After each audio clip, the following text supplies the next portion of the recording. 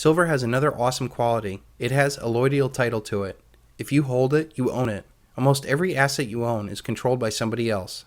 If you own your house outright, you still have to pay property tax, which means you really don't own it. Your cars, computers, TVs, and clothes are rendered less valuable with each registration, taxation, new fashion, or planned obsolescence. Even your stocks are not really yours because the actual certificates are being held by the nefarious DTCC. Who knows if they're selling stock that maybe they don't have? Have you ever heard of naked short selling? Silver is without counterparty risk. You do not have to rely upon somebody else fulfilling a promise for your asset to have value. All paper assets have counterparty risk. They use interest rates to value the risk that you might not get your money back. This will become very important as our society collapses and promises are broken by all. When the collapse accelerates, people will do the unspeakable thing as they become more and more desperate. People whom you have relied upon for years will suddenly break faith. This will not only happen on an individual level, but also on a corporate and governmental level. Pensions will be cut, benefits terminated, interest payments not paid. And this is where things get really scary. At this point, we will either see a deflationary crash or hyperinflationary depression. It will be a deflationary crash if there's not enough money to pay the increasing debt and interest.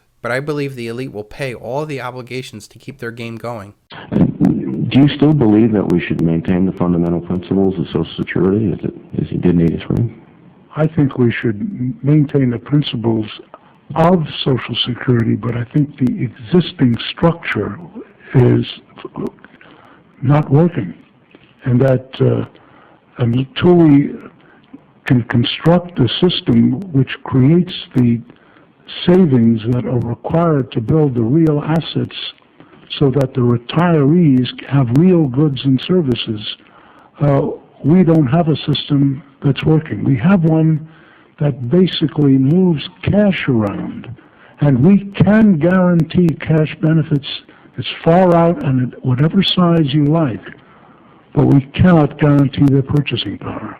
And this is why the issue ultimately has got to be resolved in terms of, do we have the material goods and services that people will need to consume, not whether or not we pass some hurdle with respect to how legal financing occurs, because the financing is a secondary issue, and it's the means to create the real wealth, not an end in itself.